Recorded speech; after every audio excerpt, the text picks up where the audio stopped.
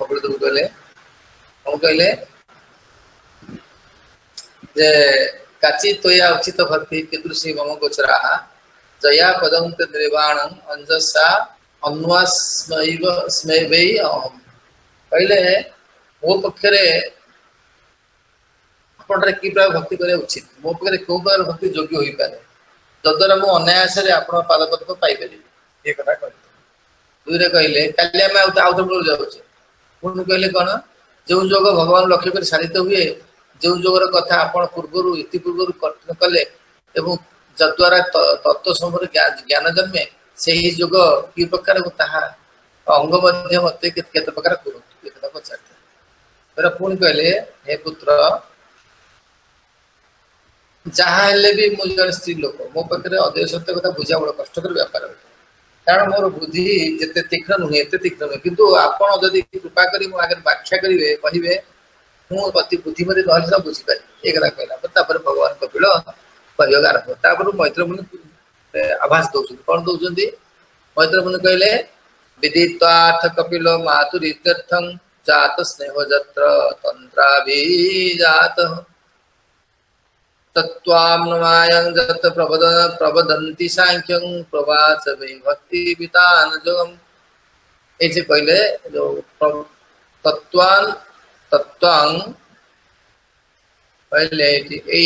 तत्वं जत प्रबदन्ति सांख्यं प्रवाच वै भक्ति वितान जोगम ए जो कहले ए जो कथा कहले मैत्र कहले विद्र माकरा सुनि कि कहले कपिल कहले कोन कहले सांख्य दर्शन का वर्णना कले जहाँ कि जो सांख्य दर्शन कौन है भक्ति विस्तारकारी जोगर विषय सांख्य दर्शन को जो सांख्य वर्णना करेंगे भक्ति जो सांख्य दर्शन कहे से भक्ति विस्तारकारी जोग भक्ति योग विस्तार हम से जे मैत्र मुनि कहते से कपिलदेव जो जोग कथा कहे माता को सेटा हूँ कौन भक्ति विस्तारकारी जोगता कहे जहाँ सांख्य दर्शन हूँ कौन से भक्ति विस्तार करी जोगटा कह सांख्य रस वर्णना द्वारा भक्ति विस्तार हो जोग एक से कह कल आम कही आलोचना होता आसला भगवान कहले भगवान वाच भगवान कहले कल पढ़ते जो समस्त इंद्रिय द्वारा शब्दादि विषय ज्ञान जन्मे से इंद्रिय इंद्रिय मान अधिष्ठाता देवता मान श्री गुरु उपदिष्ट वेद विहित कर्मानुष्ठान शुद्ध तत्वमसी भगवान श्रीहरि जो अहेतुक वृत्ति ताही भगवत भक्ति अहेतुक वृत्ति कोटे रुए भाव स्टेज रे अहेतुक वृत्ति रुए एटा होची कोन अनिमित्ता भगवती भक्ति सीधे हे गरियसी श्रेष्ठ भक्ति वे कोटा भाव भक्ति भाव भक्ति कसे कहू जे भाव भक्ति तरफ से कहू भाव भक्ति रे एई कोन हो ना ए जिंस हो स्वाभाविक हो अहेतुक वृत्ति ता हो भगवत भक्ति अहेतुक वृत्ति हो भाव स्टेज प्रथम स्टेज कौन श्रवण को कौन हम आप श्रद्धाजात कौन विषय सुने श्रद्धाजात हम श्रद्धार कौन हम साधुसन कर साधुसन भजन क्रिया दीक्षा नहीं भजन क्रिया आरम्भ कर साधना क्रिया आरम्भ कर जपमाला सब गुरुदेव आरम्भ हो भजन क्रिया हूँ दुई प्रकार निश्चित भजन क्रिया गोटे अनिश्चित भजन क्रिया आगे अनिष्टता भजन निश्चित अनिश्चित भजन क्रिया अनर्थ सब थाए निष्ठता भजन निष्ठ क्रिया निष्ठा हो गला आसला निष्ठा आसला निष्ठा पर निष्ठा मैंने भक्ति निश्चलता है निष्ठा मैंने भक्ति निश्चलता है आसला कौन रुचि रुचि माने उपयुक्त माने अनुकूल समय होची भजन जप तप करा भल लगुच प्रतिकूल हेले भल लगुनी या रुचि स्तर कहा आसक्ति माने जो प्रकार स्थिति होना कहीं व्यक्ति कौन कर से हरिभजन करें ही कर अटकी गले हम जो से अटकी कौन कैसे अटकी गले भाव स्तर कौन आसक्ति स्तर अर्थात आसक्ति स्तर अर्थात अन्य मैंने बुझीपर कौन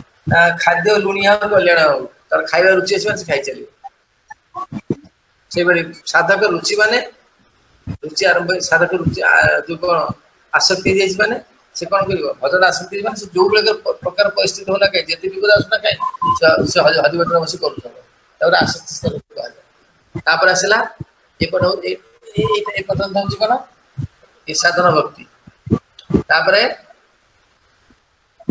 चला साधन भक्ति बारे व्यक्ति होता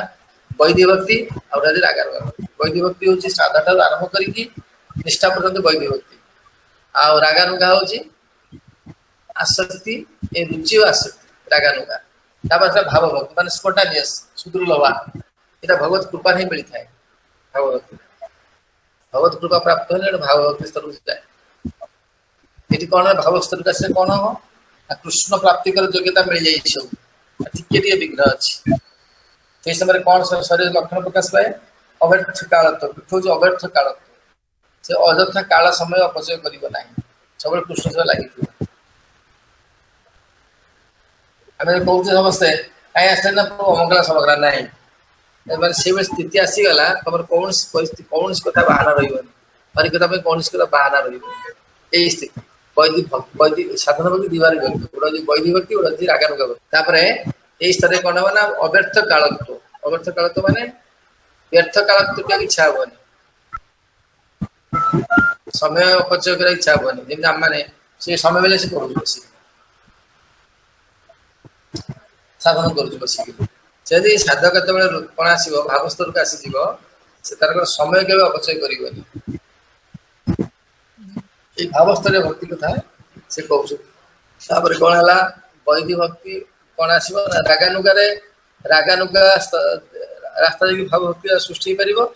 वैदिक भक्ति द्वारा भी कौन हम सृष्टि कर कहले 34 और 38 श्लोक जाए कहे आम पढ़े कौन 33 श्लोक हाँ 33 कहले 33 कौन कहले आलोचना होता चरयत्यासु जाकोशम निगृण मनो अनोल जथा कहते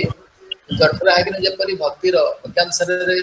गुप्त द्रव्य चिन्ह कर दिए से भाव में यही भक्ति वासनामय लिंग देह बा सूक्ष्म शरीर को कौन कर दिए सहज क्षय कर दिए स्तर हूँ भाव भक्ति ये भाव भक्ति स्तर में भाव भक्ति कौन डेभलप कमी वैदिक भक्ति भाव भक्ति रहा रागानुगा रहा साधन हूँ दुई प्रकार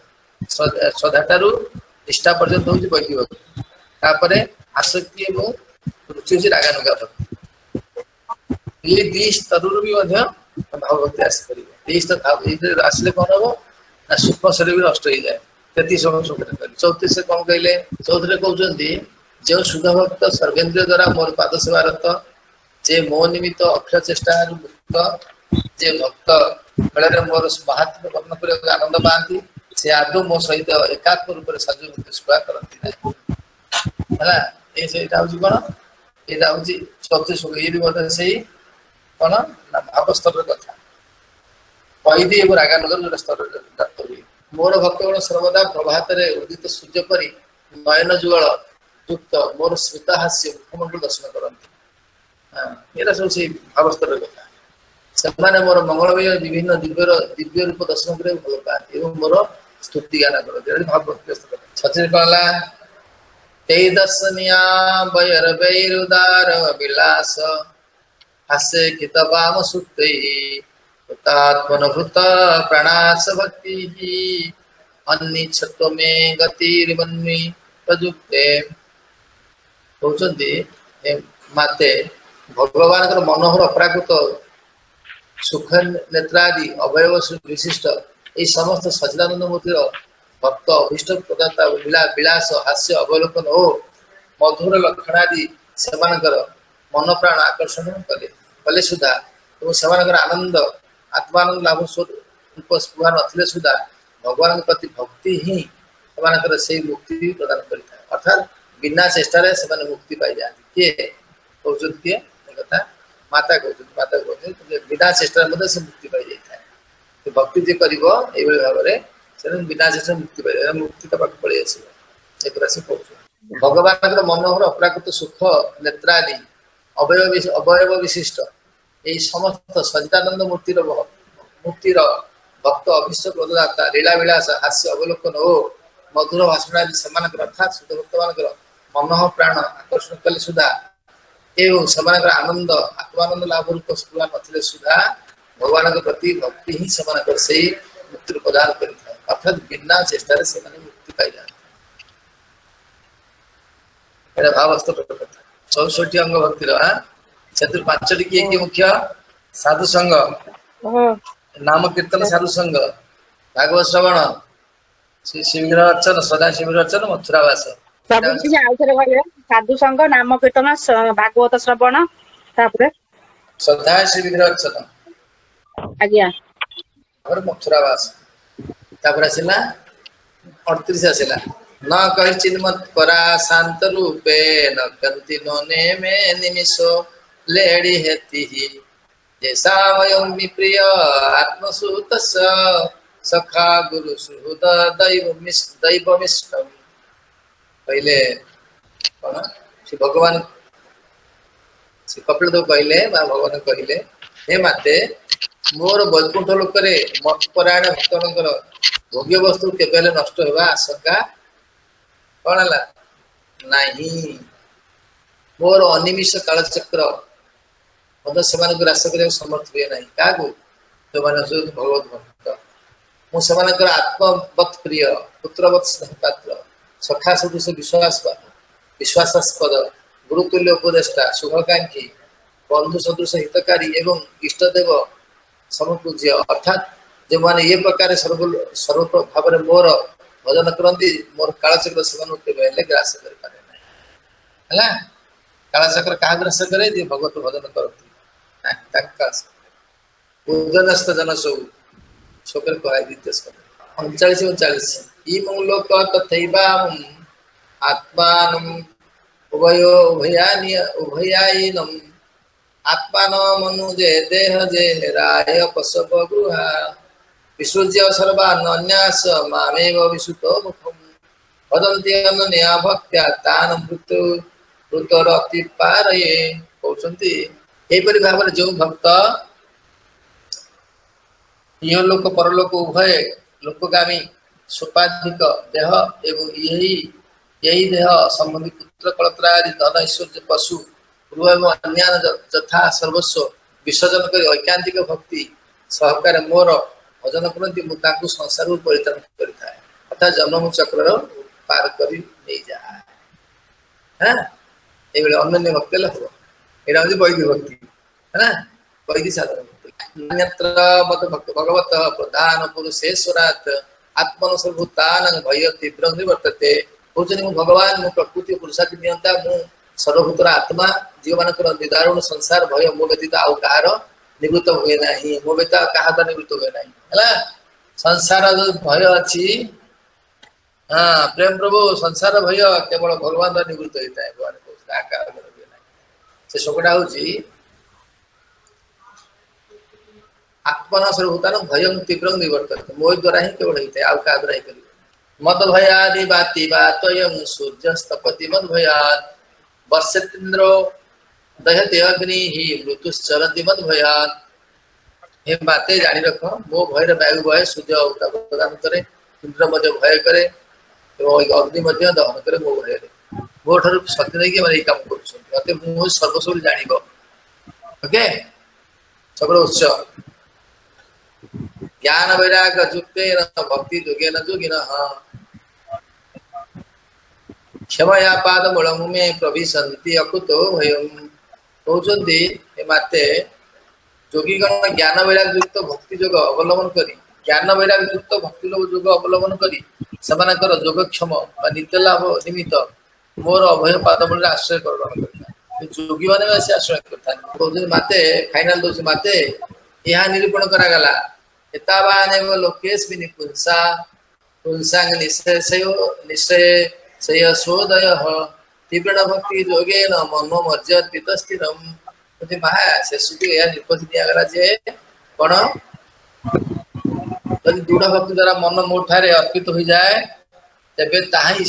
यह संसार पुरुषर परम मंगल जान मोठारे मन लगिला माने जानिबे तो परम मंगल साधन है कहना मु कौन संसार भयता तुटीगला एक राशि कह तेणु तुम्हें भक्ति साधन भक्ति कर आरंभ कर 44 सैला एपरी भाव में भक्ति महिमा शीर्षक भागवत 3 स्कंदर 45 अध्याय से भक्ति वेदांत भाष्य समाप्त है।